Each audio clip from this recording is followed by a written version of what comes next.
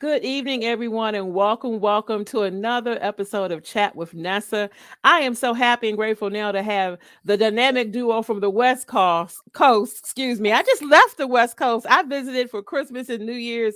Lori Gentles and Lisa M. Sanchez. Welcome, ladies. Hello, hello. Hello, beautiful and powerful people. Yep. Yes. Now you all met Lisa last week. Now this is her powerful, dynamic business partner, Lori. Now I want to do an introduction. Now these ladies are so accomplished. I can't tell you everything, but you're gonna have to buy the books and tune into their website. But we're gonna have a phenomenal interview. But I want to talk about these two ladies.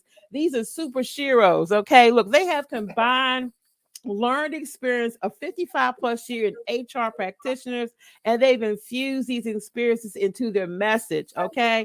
And they're also powerful individual CEOs and business owners. With Lori launching her business in 2019, the Choices Company, and in 2021, Lisa, who we interviewed last week, she launched Just Dig Into It LLC. Now, they use their collective voices, diverse perspective, and unique coaching modeling to help unstick the stuck. Okay, that's what they do.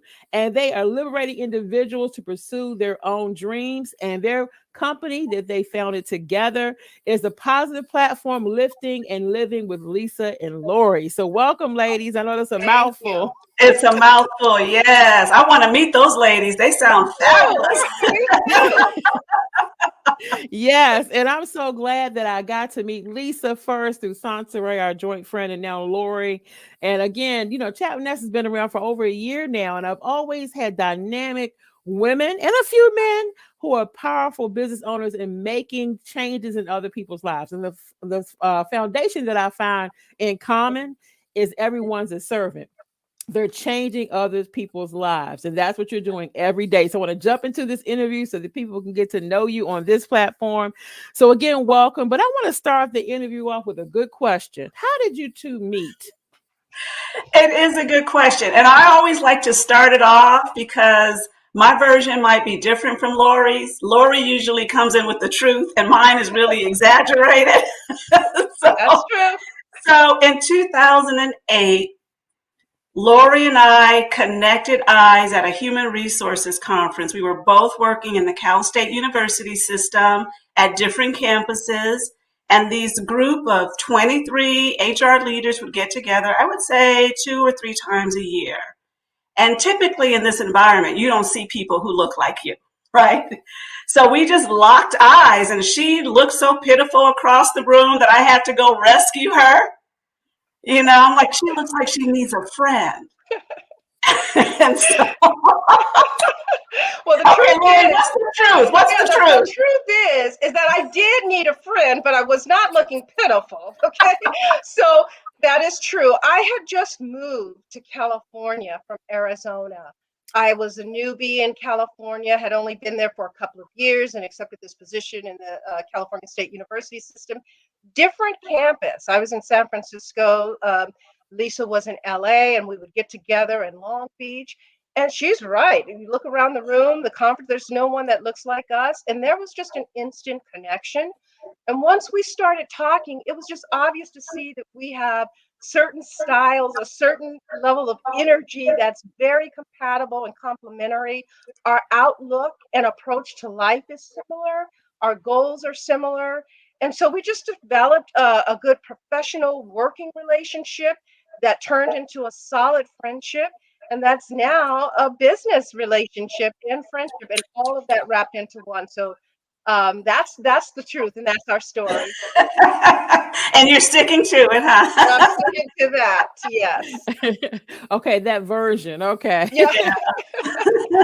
uh, Now you know what? I know that both of you have very diverse backgrounds.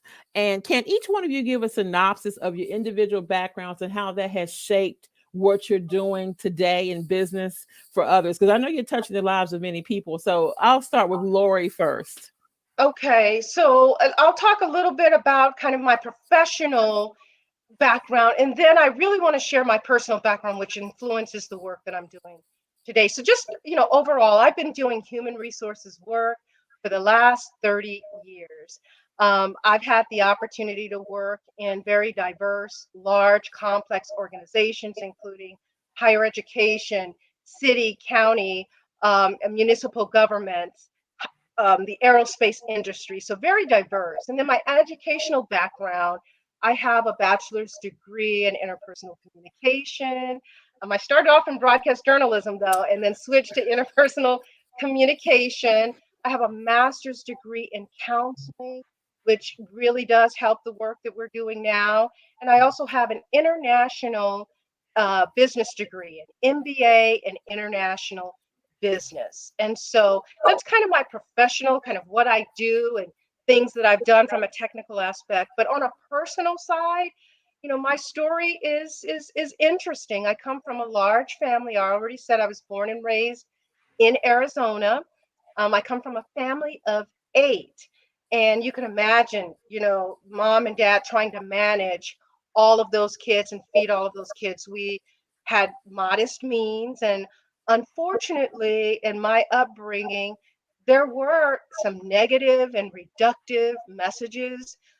There were incidences of verbal and physical abuse, as well as alcoholism, and all the stuff that kind of comes with a big family of modest means trying to make it, just dysfunction, basically.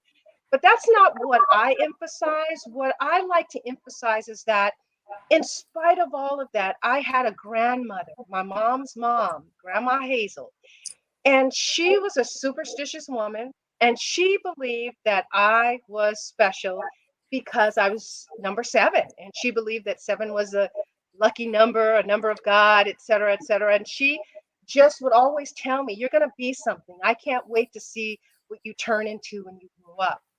Now, Grandma Hazel unfortunately died. She died the summer before my freshman year in college. So she never got to see kind of what, I did and what I'm doing.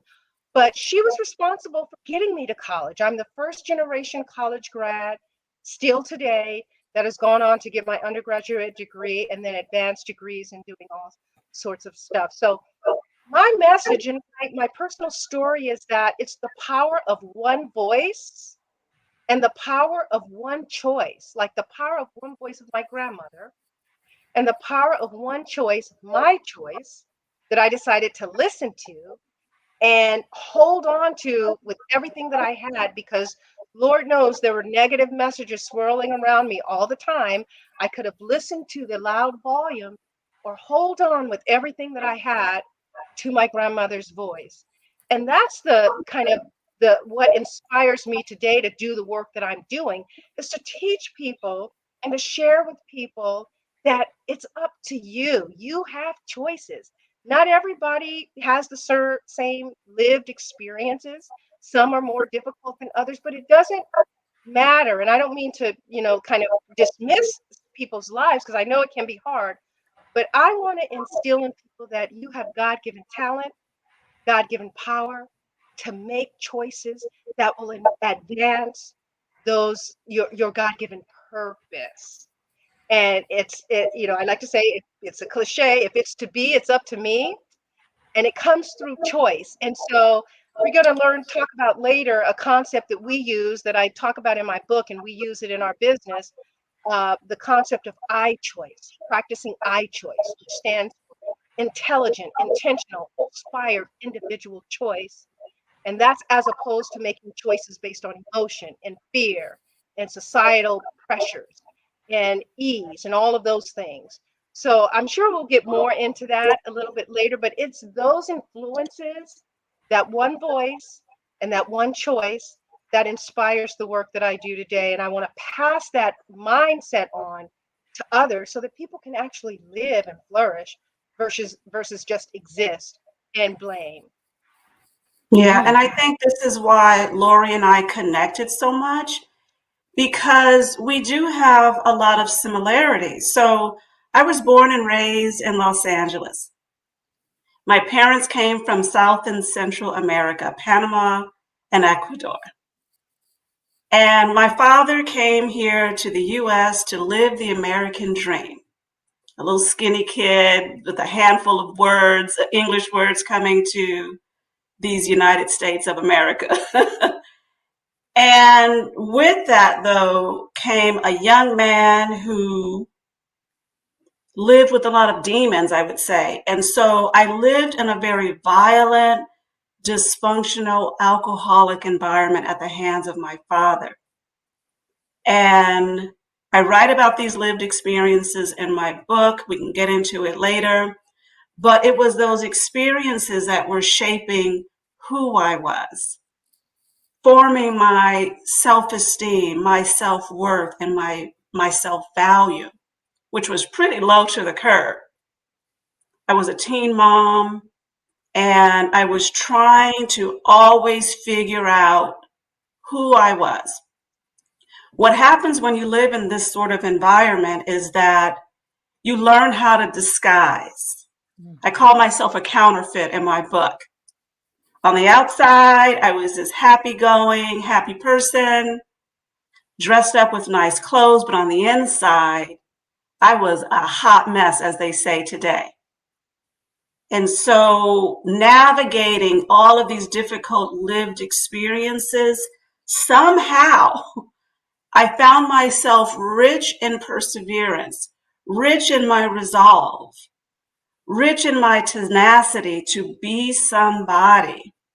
And so I always say one of my greatest accomplishments is being a mom. But I also somehow found and mustered the strength to go on to college and get my bachelor's degree in communications. I studied journalism as well, my master's degree. I'm a certified professional life coach and all of that. But definitely we have different experiences, but a lot of similarities. And all of these experiences have shaped who I am. And I think that publishing my book really gave me purpose because my story became bigger than me. And it really became more about reaching back and bringing those folks along who are sort of stuck in the quicksand. And that really is what inspires me and inspires me to do this work with what we like to say, my partner in good, not my partner in crime. That's right. Wow. Before we talk about the joint venture, I like for you all to spend a couple minutes talking about your individual companies. I know I did. I'm throwing that in there because I wanted them to know that before you became joint business partners, you also each have your own work that you individually do. So again, I'll start with Lori.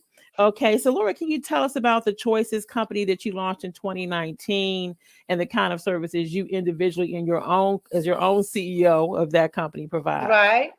Yeah, and so I mean, if you notice a theme here, choices is almost in everything that I do. The full title of my book is called Oh Slap, My Choices Determine My Destiny, the number one guide to making better decisions and living a self-empowered life. And so I was inspired to write that book and to start the Choices Company again, as I said earlier, because I wanted to provide people with a way to get unstuck. I mean, I saw people, I was surrounded by brilliant people who didn't know that they were brilliant, didn't know that they had power, but felt powerless and hopeless with their fate in life or plight in life. And they didn't realize that it was the choices that they were making every day that was perpetuating their state in life and making one little tweak, one little change, getting one little different perspective would put you on a different path. So the Choices Company is an educational a company and training and coaching, really to teach these lessons and to teach some different skills intended to help you rewire your brain. Because when we talk about unsticking the stuck, part of what that means is this, we can't just tell people, get over it, do something different. Our brains are hardwired to keep us on a very safe path. And so the path that we're on, whether you're 10 years old, 20, 30, 40, 50, whatever your age, that's how long you've been walking on that path. It's the same street. And so it's a well-worn path. That's what you know. That's what you're comfortable with. You may not even like it, but you're comfortable in your discomfort, right? Because the fear of changing is so, the unknown. And so we teach people how to understand the fact that it's not your fault, it's your brain. But now that you know that, you can rewire your brain through some very specific techniques to start thinking differently, to overcome limiting beliefs, to overcome what I like to call, and we call now, the effing BS, which stands for faulty belief systems that we all have. And they were all developed early on in childhood, messages that we got from our parents, from our teachers, from the television, from our friends, you know, that said, you can't, you can't, you can't. If you notice, children, they think they could do everything. It's every year, every day, they're told, no, you can't, no, you can't. And by the time they become adults or get into the workplace, they feel powerless. They don't realize their power.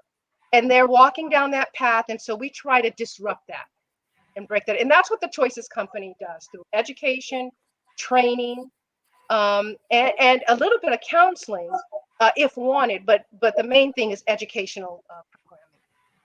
Oh, wow. Very, very powerful. And Lisa, I would Yeah, like, for you to talk about Just Dig Into It LLC and your vision behind that and what you provide. And also your book, Looking for Love in a Garbage Can, which I find fascinating. thank you. Thank you. Yes, people always ask me about that title, Looking for Love in a Garbage Can. But for God's sake, what does that mean? And I was inspired to start Just Dig Into It because I kept hearing people say, lean in, lean in. Well, what does that mean? A little bit, my shoulder, my toe. Are you leaning into somebody else's stuff? And from my perspective, after all of those lived experiences that I went through, child molestation, sexual assault, nervous conditions, migraines, insecurity, making poor choices, all of those things are those things that I describe in the garbage can. Dirty choices, dirty decisions, dirty relationships, the wrong people, right? And just dig into it. Just dig into it to me means digging into self, digging into self care, healing yourself from the inside out, and not covering it up and dressing it up with nice clothes and makeup and all of that, Mhm. and doing some deep dive discovery, some self discovery. Always say there's pain in the discovery. And that real transformation, you have to be ready for the awakening, right? And so Just Dig Into It was a company that I started for life coach services. And that can be in the form of one-on-one or in group sessions. But it really is to get people to open up, to explore ways and paths that they never have done before because they are stuck. And counseling and coaching are very different. I'm not here to cure anyone. I'm not here to say what you did wrong. The idea behind coaching is to get people thinking about their own solutions. And so for me, I wanted to share my story so that people see me as someone who made it on the other side of trauma, made it on the other side of family dysfunction, that there is a way out if you're willing to just dig into it and do the work that's necessary to come out on the other side transformed and living a beautiful life. It can happen, people. Yeah, Very, very if I powerful. could just add on to that, because the work that Lisa's doing in the Just Dig Into It is so compatible to even the Choices Company, which is part of the reason why we joined forces, and we'll talk later. The title of my book, Oh Slap, My Choices Determine My Destiny, part of what the programming and the education and the coaching that I do is to help people get to that discovery that Lisa just talked about as well, but in a different way. Like I like for people to have oh slap moments. And oh slap moments is described as, defined as that moment of clarity, that moment of awareness, of like awakening, that moment of excellence where you finally realize, oh my God, I can be part of the solution. I may be part of the problem. So, and it's within my power to be part of the solution. So my motto is that what you own, you can change. So getting people to own their life, their past, whatever it is. Yeah, people did stuff. Yeah, people were involved, but own your part of it. Then and only then can you change. So just wanted to So add on. true. So true. Yes, and Lisa and I touched on that last time, and that takes humility, right? Oh, It takes Absolutely, it does. great humility. And I have some friends of mine who are coaches, and I think everybody needs a coach and a yes, mentor in your life because for For then, sure. sure. spiritual mentor, coach, life coach. And it's so true, but you have to have some humility within you to say, I need the coaching. I want and Exactly. need the help. That I think that's the beginning of it. That's Yes, the we don't have beginning all of the it. answers. We don't have all the answers. And sometimes it just takes like a third party neutral person to just sort of help you just process, right, what's going on. Because Yep. you can't, it's overwhelming if you try to take it on yourself. And I know we'll probably get into this, but there's sort of this stigma about reaching out for help, that it somehow means that you're weak or something like that. And it's so not true. I think it shows greater strength when you say, hey, listen, I need a little bit of help here.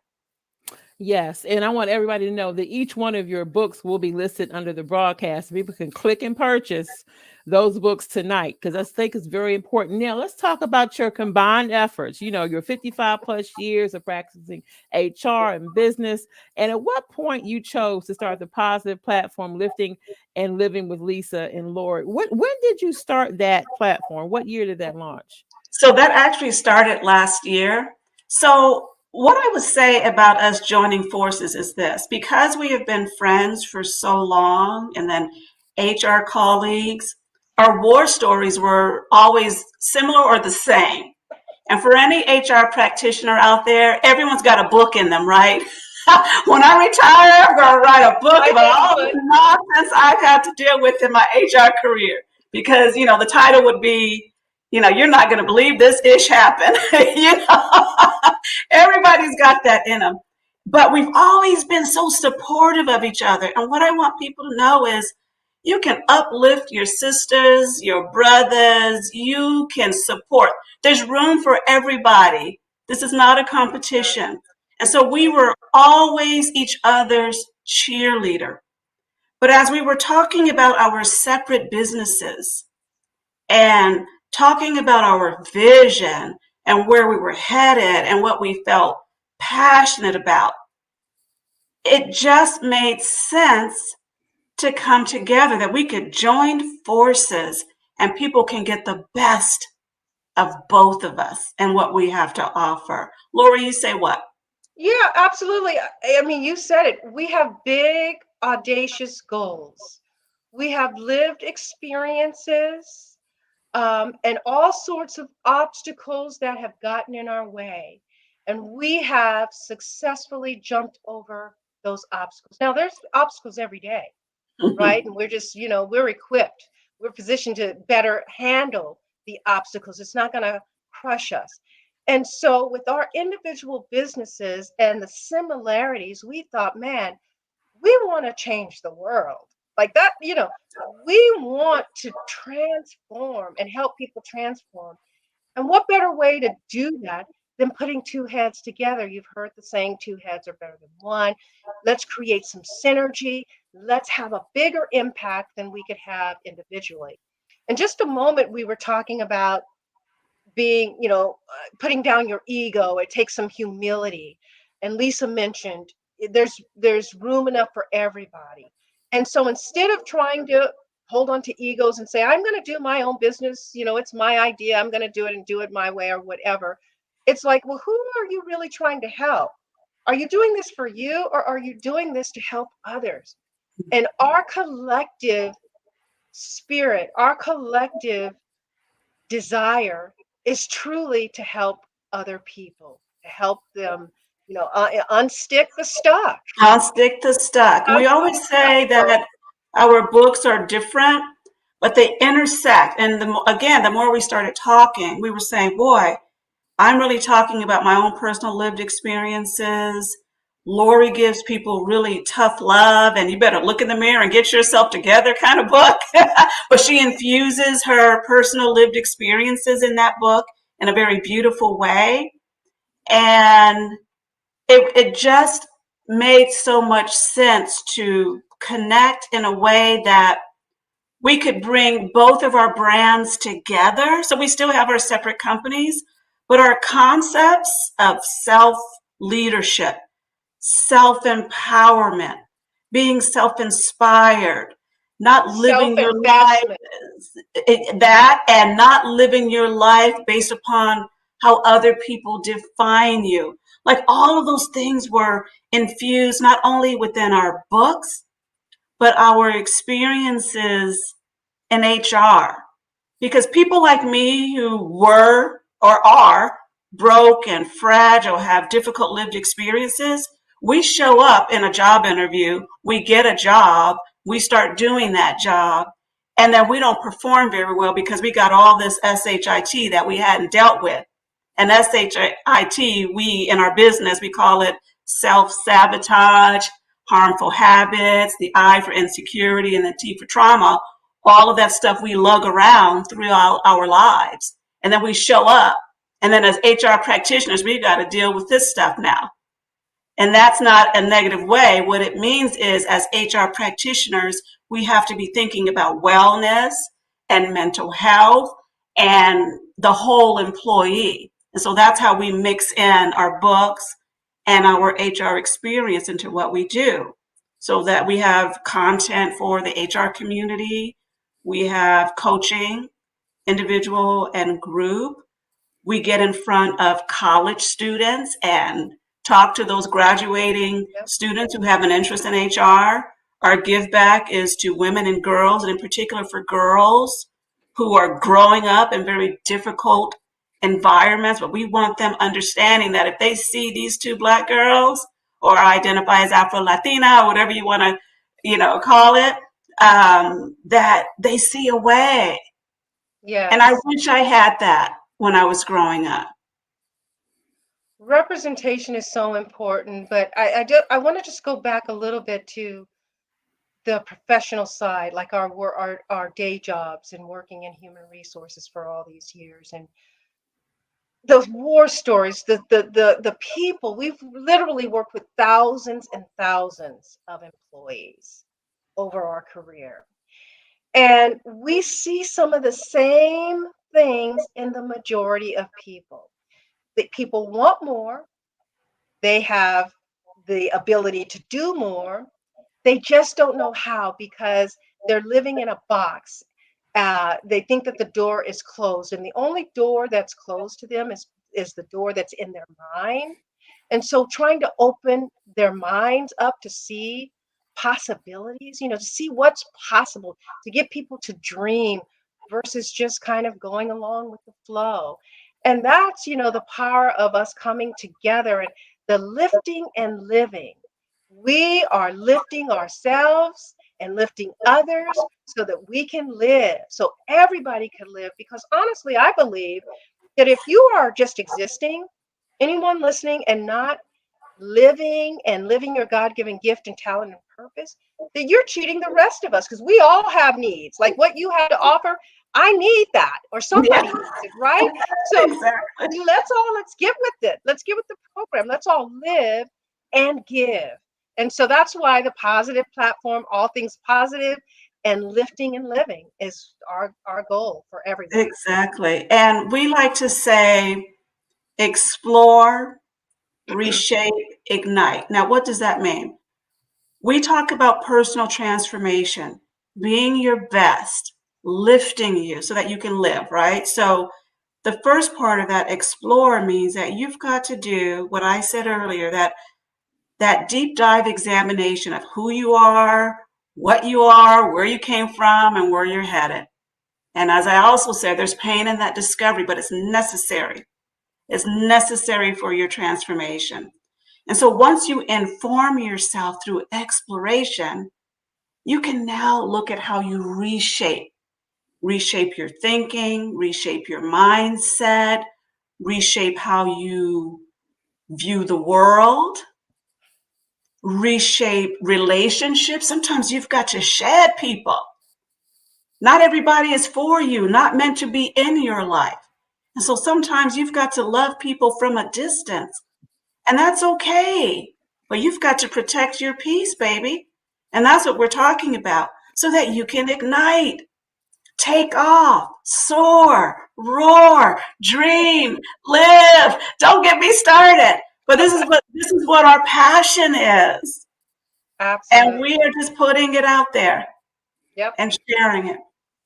You know, when you said, you got to let some people go, T.D. Jakes has a sermon. I told Lisa last week, Lori, that my mom was a minister for 40 years. Oh, nice. Okay. She passed in 2017, but as a minister child and been in music ministry, I love T.D. Jakes, right? So he has a message called "It's Okay to Let Them Go." Yes. And I had to play that over and over again when I became a caregiver of both my parents in 2013, because I had to let some family members go. You have to. Because family just want to say, "Oh, put them in a nursing home and let them and lock them up." No, I took care of both my parents in my home, and God had me do that. Yes. And that called a rift in my family that's going on today till 2022. But see, it's okay. I had to shed my tears and let those people go, because it's even if it's blood, you got to let some folk go. You have to. Well, I had to walk away from a very fundamental relationship in my family for 20 years. I had to walk away. Yes, there was criticism, but it was necessary, because sometimes, and I don't think that that's a selfish act. I like to call it, and encourage people, you must become self-centered, not to be confused with being selfish. Yes. Self-centered means focus. It means self-care. It means taking care of yourself, building up yourself so that you're better able to serve and to give. And when you are caught in horrible toxic relationships and you stay because you feel guilty, or someone in your lifetime have told you you need to stay, you need to stick it out. No one needs to stay in harm's way. Let me just say that. That is so No one needs to stay in harm's way. You can love from a distance, right? As Lisa said. So I had to walk away from a relationship, a very fundamental relationship in my own immediate family for 20 years. That relationship has since, been mended, and things are fine now, but it was necessary. So there are some things that you must do, and that's the breaking through that mental prison that says, I can't do this, I can't do that. And I guarantee you, if you don't do some of these things 20 years from now, 30 years from now, or whenever, you'll be in the same exact spot, miserable and upset, angry that you're not doing what you're supposed to be doing. But it was your choice. And so that's what we want to try to help people realize. Hey, it's your choice. Yes, it's hard. And in my book, I talk about the six steps to escaping the mental agony that comes with indecision. Because so much, we're stuck because, of guilt and shame and all sorts of things that weigh us down from not making the decisions that we know we should be making, but don't, like staying in a bad relationship, staying in a horrible job, not, making the right decisions, whatever it is. And so we teach people, let's break through that, because once you master that skill, you will ignite. That will put you on a path to that, igniting your power, your brilliance, and soaring that Lisa just talked about. So exactly. We've got so much to There's a lot. I know there's a lot. But you had me thinking about something, Lori, when you said, we almost stay in victimhood. And then it becomes a habit, becomes routine. I remember there's a part of my book that I talk about in part 2. Those were all of the relationships that I went through that were like, you wouldn't believe some of these stories. But I was rescued by one relationship when I was watching an episode of Oprah Winfrey way back in the day when he used to record that stuff on the VCR. Is that what you call it? The VCR? But she had an expert on there. The topic was about domestic violence. And the expert said, if you stay in that environment, you're not a victim, you're a volunteer. Mm.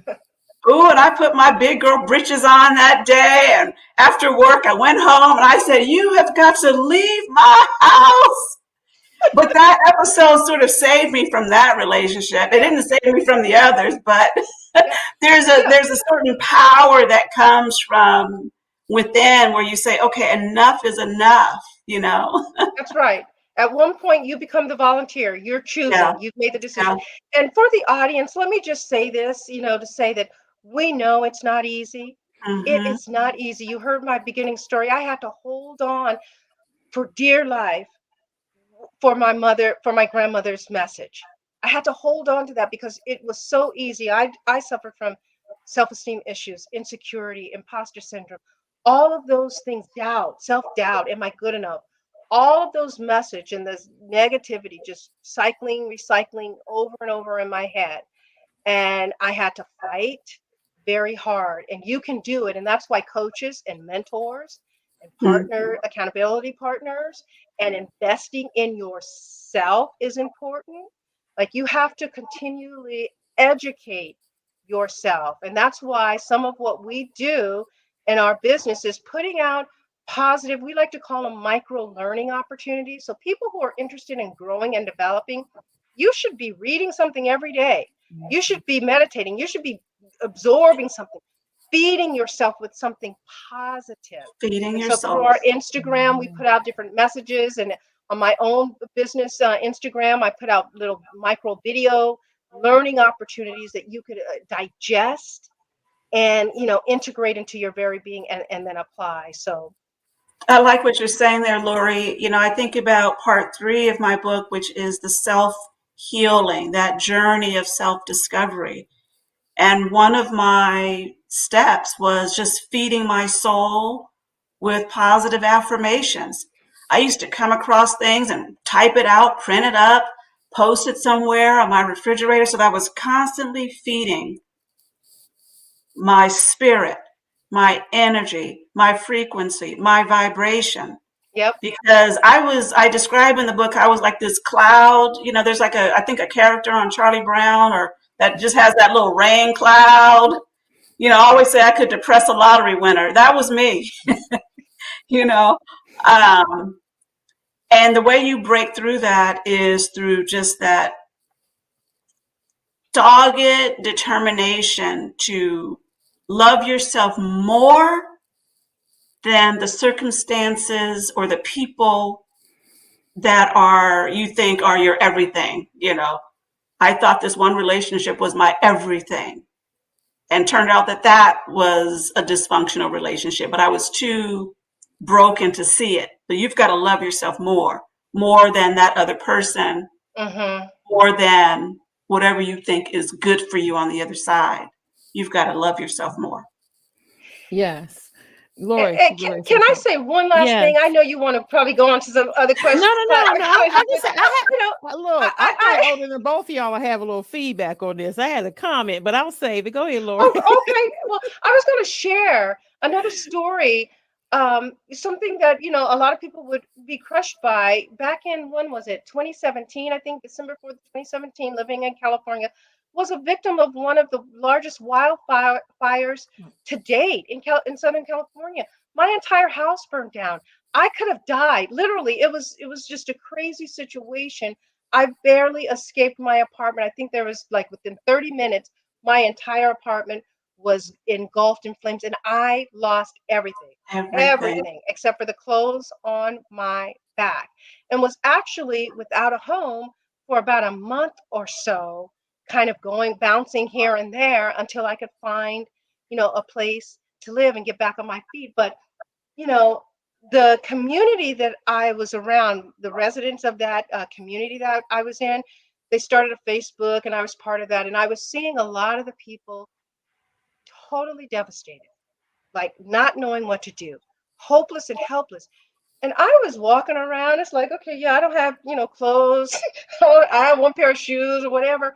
but I was actually happy. And I was happy, not overjoyed, haha happy, but I was at peace, put it that way, Mm, because I had already invested in myself and training, trying to look at change my perspective, have a positive perspective on life, not look at things as happening to me. Oh, woe is me. If you look at things like it's happening to you, you're a victim. If you look at things as, oh, it's happening for me, I'm a victor. What is this going to bring? So I kind of approached, okay, Lord, everything's wiped out. I'm going to believe and trust. This is a blessing. You've given me a clean slate, and I can only believe that it will get better from here.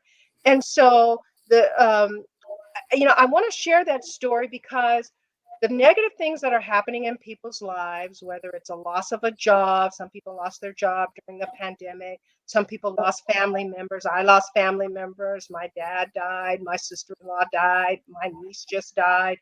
I lost people. There was loss. But even with that, there's something inside of every human being that they can tap into that will give them what they need to carry on and beyond. And we want to tap into that. So, Yeah, it's almost yeah. like deciding, what are you going to value? The clothes you had in your closet or your life, right? Is it the materials or is it the fact that you get another blessing? It's perspective, mhm. right? Perspective. It's how you look at the situation.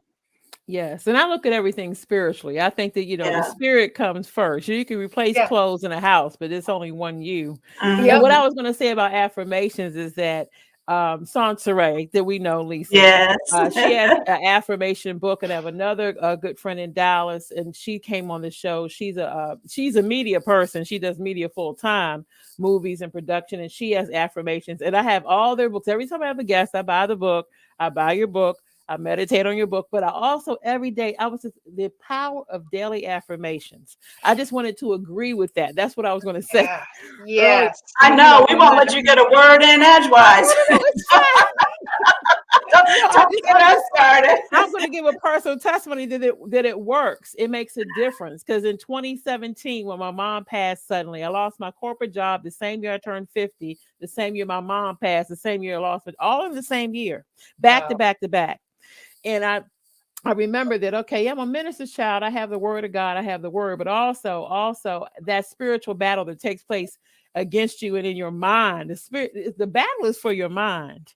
And so you got to renew your mind, not just with the word, True. but with those affirmations every day. And those affirmations is what got me through 2017. Then my dad suddenly passed in 2019. And then the family rift is still going on today, but I don't shed any tears anymore because, God is so with me and for me, and it doesn't matter because God, if it's in His time, He will mend those relationships. You had 20-year rift. Some rifts may go on for a while. It's not like it's a battle physically, but having to let the relationship go so you can have Yeah. that peace.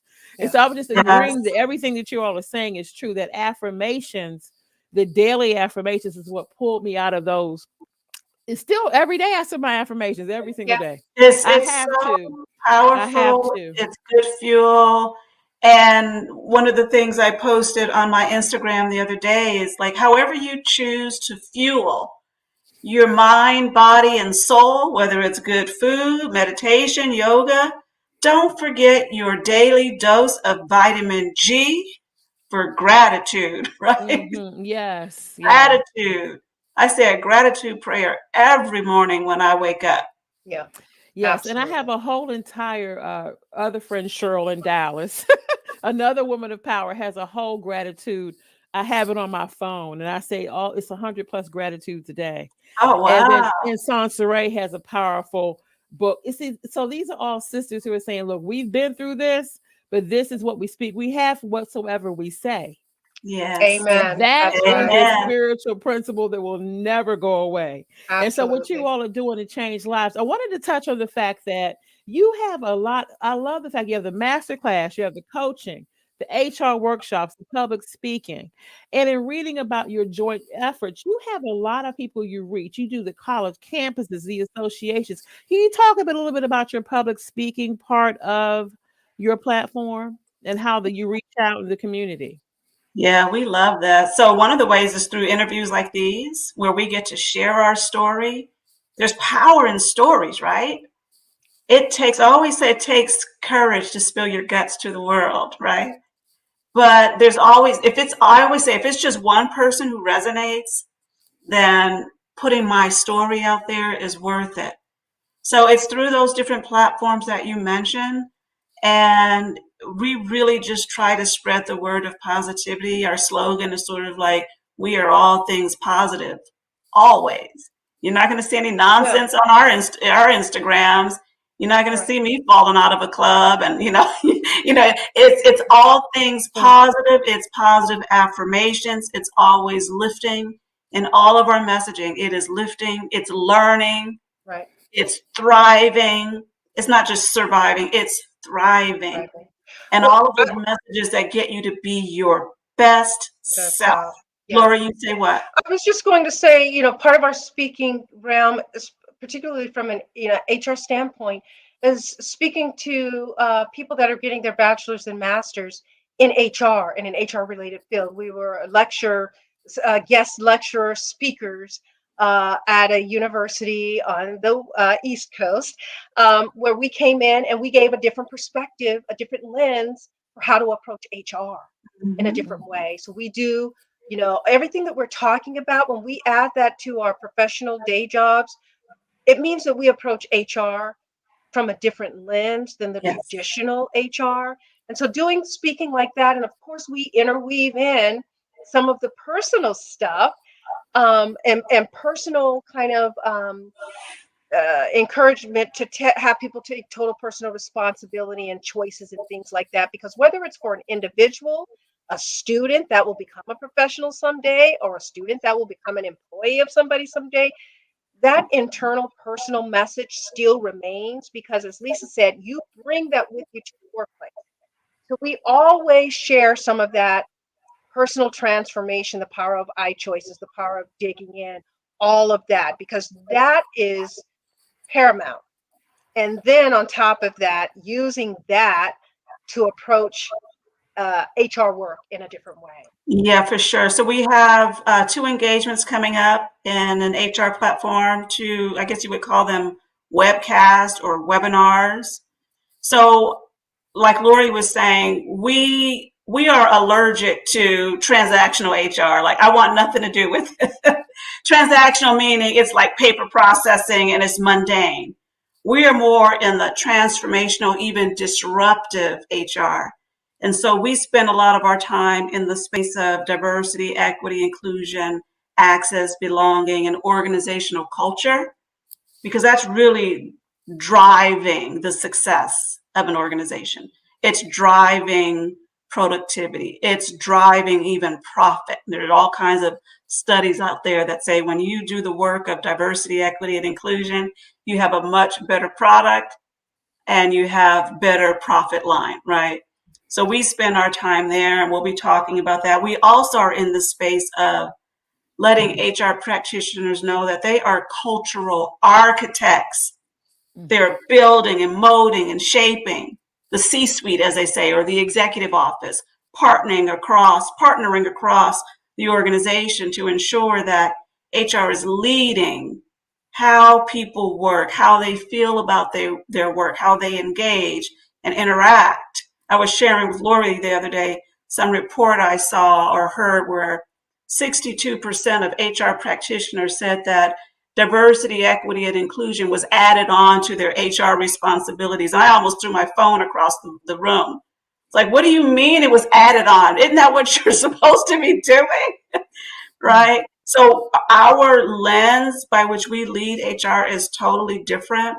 And that's the message that we also get out to the HR community and And, students. let me just add on this one thing. We talk about the workplace happiness, employee engagement, employee productivity. And HR professionals have been talking about that for decades, over decades, over decades, over decades. And we're still talking about it. I finally came to the conclusion and the realization that if you don't deal with the whole person and the individual and personal transformation, you're never going to get to that outward manifestation of employee happiness. So HR, traditional HR, and transactional HR, it comes at those things from the outside in. You can't put happy on me. I have to have happy come out of me. Like, Yes. you can't put that.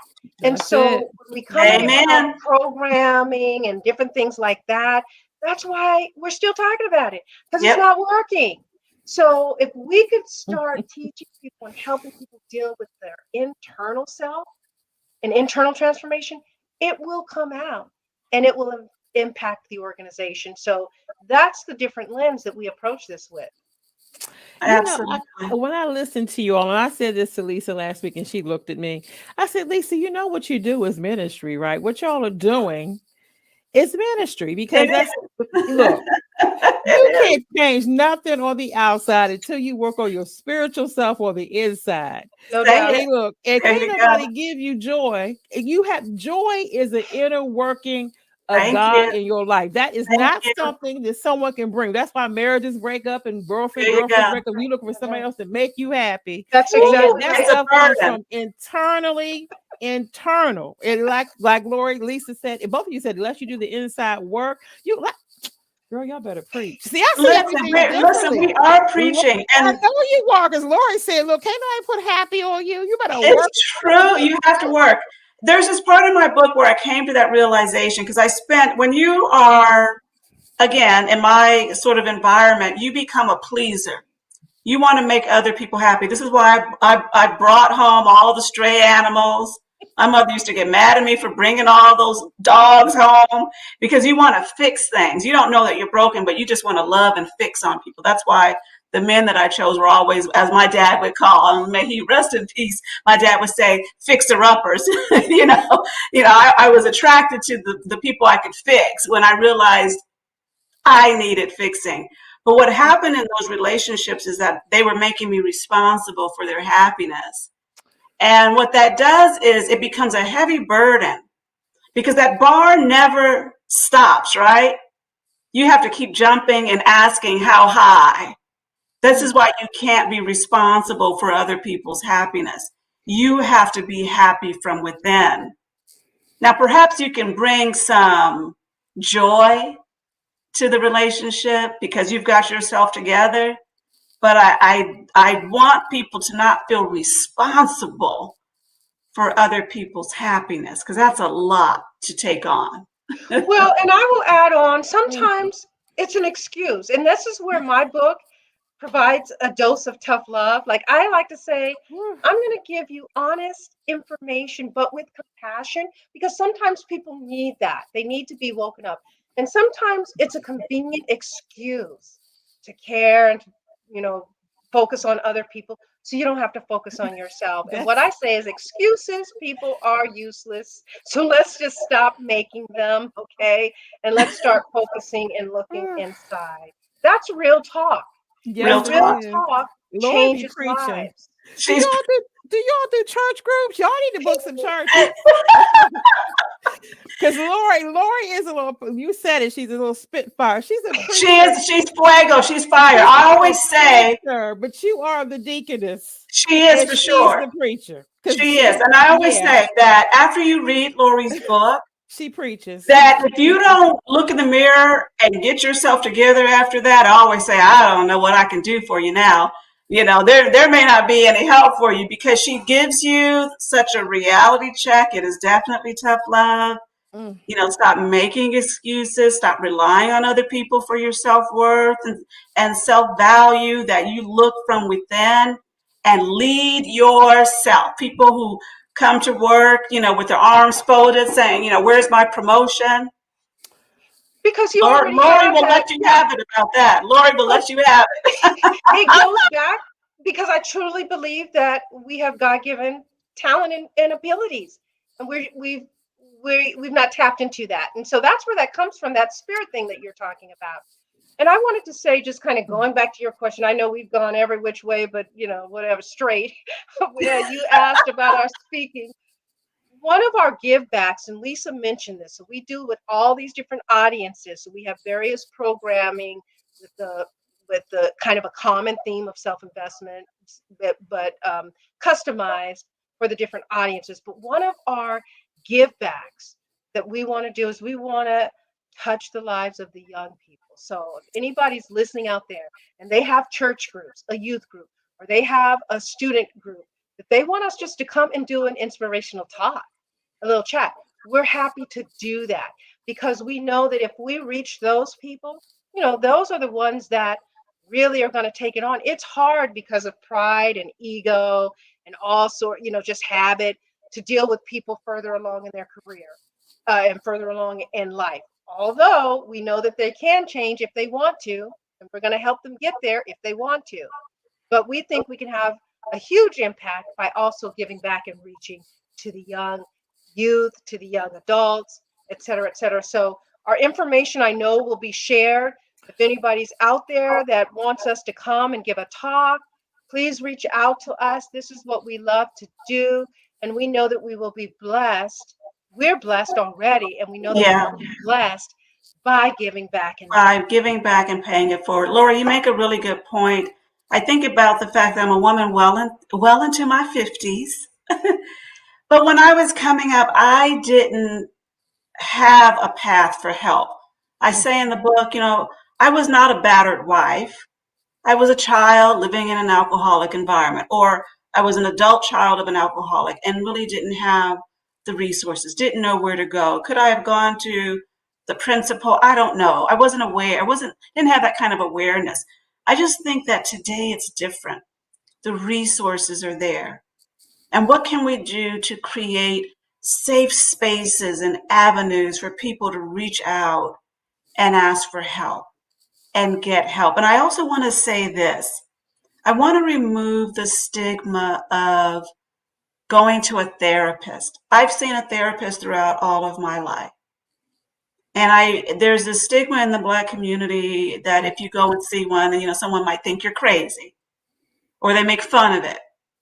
And I want to just put out there in the universe, it is okay to raise your hand and say, I need help. I need help processing what I'm going through. I need a safe space to lay my head. What I did say in my first interview with you, Vanessa, is that, I lived in an environment where my dad will chase us out of the house with a gun behind, coming behind us, threatening to kill us. And that was routine. That wasn't just one time. That was routine. And so, where could I go for that? And those times when I called the police, like, ooh, that was like the worst thing I could have ever done in my father's eyes, right? Like, how dare you do this? And so I'm saying all this to say, we as a society, we need to make it easier and better. So on my website, justdigintoit.com, I have a whole page dedicated to resources, domestic violence, homeless shelters, downtown women's center, all kinds of, places for drug rehab, alcoholism help, all of that, because that is my way of saying, if you're going to dig into it, you've got to recognize that you may need some help.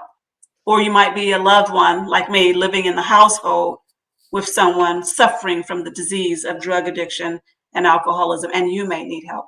So I put a lot of those resources on my website.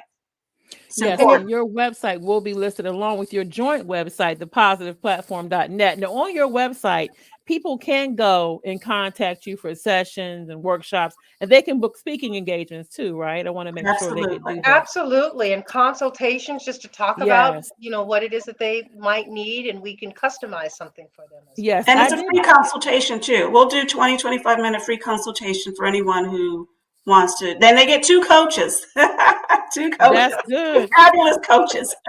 Yes. Do you want the preacher or you want the deaconess? Both of y'all preach, but you have different styles. We have different styles. Exactly. Fiery TD Jakes. Lori's like a TD Jakes fire. For sure. And you're like, let me think. What's that other guy's name? I forget his name. He's laid back in his preaching. He's a little bit, easier. Yeah. And Lori comes at you with all guns a blazing. But with love. But no, but when you looked at me like crazy, when I said what you do, Lisa, is ministry. Remember when I said that last I week? do remember. And I don't think y'all think about it like that, but you're serving It other is people and ministry. you have a It is heart of ministry. it is ministry. Everything that y'all have been talking about for a whole hour is all about service and ministry. Whether you're doing it full time on your job, that's still ministry. My mother was a minister, worked for the government for 17, 18 years before she became a minister. She said, girl, I minister more to those coworkers than I do behind any other church. I So bet. she ministered more I at work bet. to the co-workers. That is still your platform of ministry. And I want to add one more thing. The richest spot on the earth is the graveyard. Tying Hmm. back to when Lori For said sure. a lot, both of you said people, you can't ignite, you can't walk in your purpose. And a lot of people don't walk in that because they haven't done, like you both said, the work, the inside work that brings the healing. So they can't walk in that full purpose. And that's the richest spot on earth, is the graveyard. And Hmm. that's the talent. Yeah, Lori said we all need each other, and you have a gift in you that I need. And unless you walk in your purpose, other people are missing out. And Lori said for that sure. earlier. For And I Yep. sure. want to lead to this because the pandemic. I had a couple more questions for you about the Sure. pandemic. Because of the pandemic, COVID has changed a lot of people's lives, as we know. We're going to the third year. Do you feel what is the silent and overlooked mental health pandemic that is raging on? As you said, that's a stigma in the African American community. But overall, have you all seen a real need that's even greater now because of the pandemic and the mental health capacity, people's mental health? And if you could speak on that for a couple minutes, please. Absolutely. I think mental health has always been a pandemic, Hmm. but we don't elevate it that way in our society. I mean, look at some of the images we've seen on the news where people who have been released from mental institutions get dropped off on the sidewalk. Literally, this was happening in Los Angeles. That we're not caring for folks the way we should be in our society. And I think what happened in the pandemic is that we saw the need of mental health rise. We asked human beings for a whole year to stay in their homes. We sent people home to go work while at the same time they might have had a spouse who was also working from home. They now had to homeschool little children. And I know from my own employees, they were pulling their hair out. So they've got children over here who are homeschooling. They have parents in the other room who need elder care. And then we expect them to work and be productive through this human experiment that we've been going through for the last 2 years. We're not used to this. We had not experienced this in our lifetime. And so that raised the awareness of mental health. I think more and more people are talking about it. Employers are more aware of the need to do programming beyond the employee assistance program. That's almost not enough anymore. You can't just give people the 800 number. What else are you doing to address their mental health in your learning and professional development programs? How are you informing your management and leadership teams to sort of get ready for this new employee, like we were talking about, the whole Yep. employee and all of the issues that they bring with them? Lori and I always say we don't just hire people in their resume, we hire them and all that they bring with them. And that's a new lens for HR practitioners to be thinking about. Mhm. Lori, you say what? Yeah, I want to say, there's a concept that this pandemic has brought out. I agree with everything that Lisa said, that mental illness has always been there, mental health and wellness and fitness issues have always been there. The pandemic kind of exacerbated that and brought it to light. Had no choice but to kind of examine and look and see people acting out in all sorts of weird ways, as a result of the pandemic. But there's something different and kind of an intangible newness that has come upon us as a result of the pandemic. And it's a concept called languishing.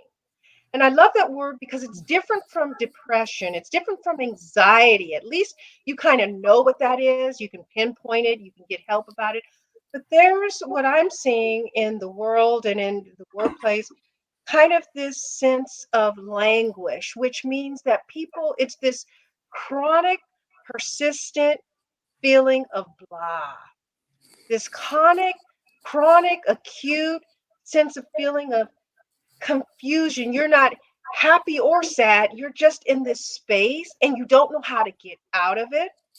And you can't sometimes even articulate it. And so, helping people recognize that they're in this kind of bizarre state, like there's no joy. Their drive is gone, motivation is gone, and you're just kind of walking around like zombies. That's called languishing. And so that's one of the mental health, wellness, and fitness issues that we're going to start addressing in the workplace is, first of all, letting people recognize that that's what you're feeling. I can't articulate it, but now let me give you words to it so you can understand it. And then you could take action to do something about it. And when you talk about people of color, Black, Indigenous people of color, there's an added layer of mental health and wellness issues that we have to address. Lisa talked about the whole person. So we really do need to understand the different genders, different ethnicities. They are dealing with this issue, pandemic, post-pandemic, middle of the pandemic, in different ways. And so Black people of color, have another sense of trauma that they're dealing with and have been dealing with. It's called racism. Mm-hmm. It's called racism. It's trauma. And that's all is going on at the same time. The issues that have surfaced in the last few years as a result of, Floyd murder and other things that have come up, and that feeling, and people, different, segments of the population showing their true colors.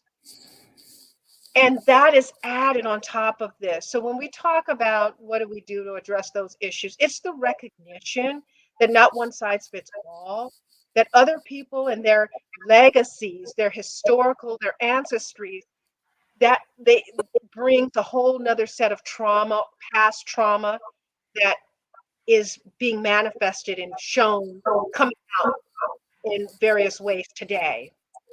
For sure, Lori. And I remember when I started in HR 26 years ago or more now, you couldn't talk about race issues. I always say not at the water cooler and not even in the parking lot. It's different today. And everybody likes to say that it started, other communities like to say it started with George Floyd. We all know how long ago this started. Right. But let's meet people where they are. And as long as people are talking about it and the need to make some changes is great. I don't care where you start, but start. But now employers absolutely can talk about these things. And this is what I mean about looking at HR through a different lens. How are we creating safe space conversations? How are we dealing with these issues of social injustice that find their way into the workplace through microaggressions, unconscious bias? All of this is important. All of this rooted in organizational culture. It all goes back to culture. It's in the culture, people. It's in the culture. And Yes. so, another aspect of what we talk about and what we do, but as you can tell, we've got a lot of passion about what we talk about. Yes. And have you seen a greater need the last 2 years of your coaching services needed because of this transition and people being more transparent and coming forward with their mental health? So your schedule, is it filling up even more for coaching services? Yeah, I would say, go ahead. Yeah, no, I would say yes. People are wanting to talk and hear and hear our message is on these talk shows and different things like that, and just talk to us personally about the things that we are doing. That's what people need. So it's almost like an informal therapy in a way. Yeah. Yeah. So that's what I would say to that. Yeah, and then we're excited about this master class that we are putting out in April. We did a pilot of it, I think, a few weeks ago. It's going to be so powerful, filled with nuggets. We got just some really good reactions to it. And that's just another way of reaching people who want a transformation, who feel stuck, who feel like they just need a way to just make some really good choices if they just dig into it, is sort of what Lori and I like to say. Is that already on your website already, the positiveplatform.net? Is that masterclass in April? Have you posted that there yet? So we describe it there. The link Okay. to register is not there yet, but it's coming soon.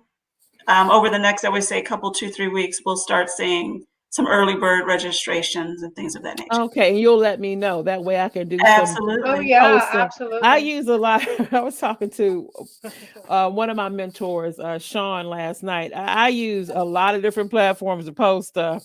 I mean, and I don't pay nothing. I will get it posted. Just let me know when it launches. We Thank will. And so this is not an East Coast, West Coast thing, but I don't know if you all use Alignable.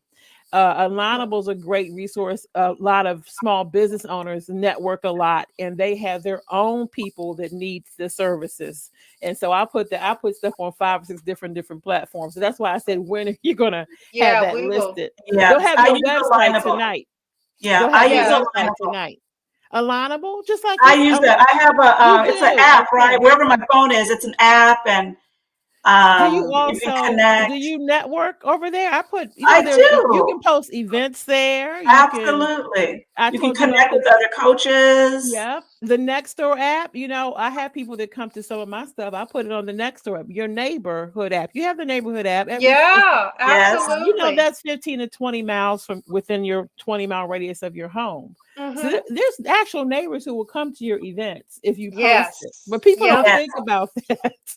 Well, that's a really good Exactly. idea. Because Absolutely. what you have your neighbors who need your services as That's right. well as This other business message is owners. universal. Yes, it is. And another thing Yeah. too, I want to know, I know that you really focus on girls and women. And why is it so important now, even more so that you have a women of color and girls of color? I know that you focus for everybody, but you have a passion to focus on women and girls of color. As we're about to wrap this up, that's one of my things I want you to speak on. Why is that so critical that we reach the women of color and the girls of color? I think Lori touched on this already. It's representation. When you see somebody that looks like you know that there's a possibility. You know that there's a chance. You know, it's another way of just connecting to lift people who look like you. Mm. And it's a Yep. sisterhood. That's what it feels like for me. Lori, you say what? For me, it goes back to the spiritual thing. I am them. Mm-hmm. I am that little girl. I am Mm-hmm. that young adult over there. I'm that black little girl over there, or whatever color, really. I am her. And so there's a connectedness. And once we can get to realize that we're all connected, and Mm. and so reaching back into that, it's just a natural thing to do. And so I mean, it's as simple as that. I don't have much more to say about it other than I am them, they are me, we're all connected, and let's lift and live. Let's help people lift and Let's live. lift And that's where and we're live. putting it. Yeah. Yeah. Okay. I think about the Me Too movement. Hmm. Those brown faces are sitting in that space. I think about Black Lives Matters. Those brown faces are sitting there as Well, well. and Lisa, I think let's of just say, Stop Asian Hate. I think of just the BIPOC community in general, Black, Indigenous, and people of color. And it's just a space, I think about my parents where English is their second language and the experiences they had speaking Spanish and English, and how my father felt as he would say, I'm a foreigner in this country. We need to be uplifting and reaching back and helping people who have oftentimes have been the most disadvantaged or disenfranchised, I should say. and let me just add to that you see Lisa and I, and we're accomplished in our own rights and positive. And this is not to say that we have overcome everything. Lisa, we still deal with issues today. Today, So that representation, talking to young women that look like us, is saying, hey, you know, things are things have not cleared out completely. There are still issues today that we have to deal with as Black professional women representing people of color in the community that we deal with every day. Let us show you how we do it. Yeah. Yes. Yes. Any final words of encouragement? Any, and each one of each one of you to any. And I know Lori's been preaching for about 45 minutes, but look, and my mother would say we should have took up the offering and passed the plate. The choir should have sang when she said, "Look, now ain't no happiness on we can be putting on you." That was the choir's signal to get up and sing a selection. But that's so funny. Well, it reminds us of a question that Lori and I are always asked at the end of an interview. It's like, what's your favorite word? You know? So, Lori, I'll let you go first. Well, okay, so you teed it off there. So my favorite word, I'm going to just follow her suit. My favorite word and how I like to close this is about freedom. We're trying to free some people. And the truth will set you free. Not to follow your theme, Nessa, but the truth will set you free. And so we're trying to free people from themselves so that they can live. So I would say that. So that's part of my words of wisdom. The other thing is start now. Forget about the past. It was like, oh, it's too late. No, start today. If you're listening to this today, this is a form of self-investment. You're investing in yourself. And guess what? What you heard today, it's your choice now, whether you take what we heard, these words of wisdom that Lisa and I shared, and stories about our journey. It's up to you to take that and now apply it to yourself. Knowledge is not power without action. So knowledge is power, but only when you act. So don't just sit here, sitting back, listening. Oh, that was interesting. Those ladies are nice. That was good. And then go back to yourself today. Your transformation starts right now. Start with your high choice, intelligent, intentional, inspired individual choice. And I explain what that is in the book. Yes, and we'll have a link to that book. Buy the book. And not only I choice, but just dig into it, right? So my word is this. My word is forgiveness. And there's this quote that I came up with. Forgiveness is freedom. Never let ill feelings about people or your circumstances take up residency in your heart. And I came up with that because for decades, I lived my life blaming my dad for every single thing that happened to me, blaming my dad for all of those relationships I entered into, blaming my dad because the sun came out or it rained. Just blame, blame, blame. Living my life in blame and shame. But when you forgive, you free yourself, there's the word freedom, in a way that is so liberating, it will lift pounds off of your shoulders, and it takes I would say the burden off of the other people, because they've gone on, Lord likes to say this too, they're gone on living their life, and you're over here sitting with your arms folded, all mad. They don't care. Right. They don't care. So forgive yourself for any choice or decision that you ever made, because at the end of the day, people do the best they can with what they have. And that's what I realized about my father, the same thing I realized about my mother, and the same thing I realized about myself. So forgive, y'all. Don't hold on to it. Yes. Yeah. You all have a lot of comments. I like to share the comments with you in the chat. Oh, okay. See, we love that interaction with the audience. So I love to hear what they have to say. Yeah, Delphine has really been, Delphine Pruitt has really been agreeing everything y'all have said. Forgiveness is freedom. Knowledge is not power without action. You're on fire. You have a lot of fire emojis in the chat. Y'all are on fire. That's because Lori's preaching. I don't know why she didn't wear her do you own a robe? She probably does. But let me tell you something about Delphine Pruitt. I always say I've known Delphine since I was in my 20s, and we're much older ladies now. Delphine is in my book, and she was one of the friends who rescued me from one of those bad relationships, helped me move my house from one location to another like a thief in the night. And the person who came with us said, your friend's got a lot of issues. You need to drop that girl. And Delphine said, nope, not going to do it. And that is a ride or die right there. I love that woman. She is, you think Sanseret is a connector? Delphine is a connector. That is true. Oh my goodness. Yes. Okay. And Miss Gina, Other comments? do y'all know Gina Holmes? Gina is my cousin. She's in the book too.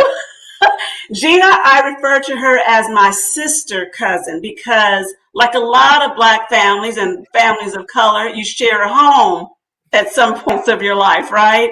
And so Gina has a special place in my heart. She is throughout my book and is another one of those persons that has seen me go through all of the difficult issues, but is someone who is also a great supporter, and she's funny as hell, and she knows Lori as well. Okay, these two ladies have been watching the whole time, so they've been typing the entire time. And my husband, of course, says, my husband Michael says, facts. He's just saying facts. Facts, life knowledge and nuggets. I love it. Delphine just said, because you talked about your story of her helping you move, like in the middle of the night, she said she wanted to beat him down. That's the yes. Girl, we can go. I would like to meet Miss Delphine. Delphine is fire. Okay, Delphine has a request of Lori. She says, Lori, please repeat that useless quote. You had a quote that you did. Excuses are useless. So yeah, stop making them. Mm-hmm. Yes, we wanted you to repeat that because she said she's going to use it. Okay. Okay. So I think those two ladies have been chatting the whole plus hour. I want to say to everyone, look, these ladies are phenomenal. The link to their books individually both on Amazon will be listed under the broadcast. Their joint website will be listed. Their individual websites. Look, y'all humble yourselves before the Lord and pray about this. You need some coaching, okay? I have a coach. I have a spiritual coach. He lives in Dallas. I have, you're not an island. In fact, Sanseret's prayer group. Sanseret has a daily prayer group. Their girlfriends have daily prayer groups, coaching, affirmations. It's a combo of things that you need in your life. Okay, sure. These two women are servants, and I know they don't like maybe use the word ministry, but that's really what they're doing at work and off on their own time as CEOs and executives and trying to help people. They're just a heart of service. That is the bottom line. So if you need help, reach out, click on the links I'm going to put up here. Their IG pages will also be listed so you can directly contact them and communicate on Instagram as well. And don't forget, that session, that masterclass is coming up in April. So I will be back to, hopefully have some more information for them. But I want to thank both of you for what you do. Again, a common theme on Chat with Nessa for over a year has been service and those who service others. And everybody's had a testimony. It's your testimony that you turned into triumph that leads to your service. Because until you're healed, you really can't heal anybody else or help anybody else. Amen. See, it's everything you walk through, God had a purpose for it. And so you living out your purpose is powerful to see two women who are living in their purpose and then going to help you find your own purpose. That's very, very powerful. Yes. So I want to thank both of you. Miss Lori, was so nice to finally meet you. Well, this is not the last time, girlfriend. I hope not. Because when I find a little fellow preacher, I love to see what people who she preaches. I like that fiery spirit. And Lisa was so right.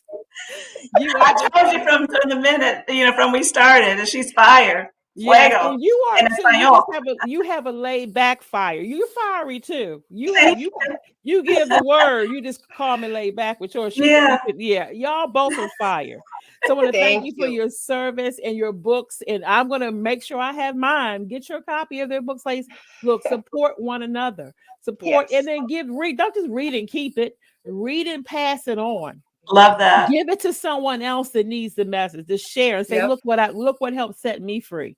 All of us are still a work in progress. Nobody has arrived anywhere. So I'm gonna get this book and help get me some more freedom out of, love. Yes. I'm gonna get me some more freedom when I get these books, because I've always looked to receive from people who I know have lived it. You've There you lived it, go. and you got it in writing, and therefore it's something I'm going to get out of it. It's going to bring me more freedom to my life. So thank you for being Absolutely. on Chat with Nessa. There will be podcasts. These ladies are going to be on SoundCloud. You're on YouTube. It's going to be in many different versions, and I'll make sure this goes up on LinkedIn as well, because I really got a lot of responses last week, Lisa. Oh, A lot of good. on LinkedIn. A lot of people blew that interview up. I dropped the YouTube on LinkedIn with your links, and they were like, "Oh my God!" Da, da, da, da. I had more responses Nice. on LinkedIn, so I'll make sure this gets on many platforms so people can see the power of what these That's ladies do. The great. positive platform lifting with Lisa and Lori. So thank you so much for It's your been a pleasure. time. Thank Thank you. you so Yes. much. Yes, and Thank we still you. have comments coming on. Gina and them, they're still typing, y'all. But you know,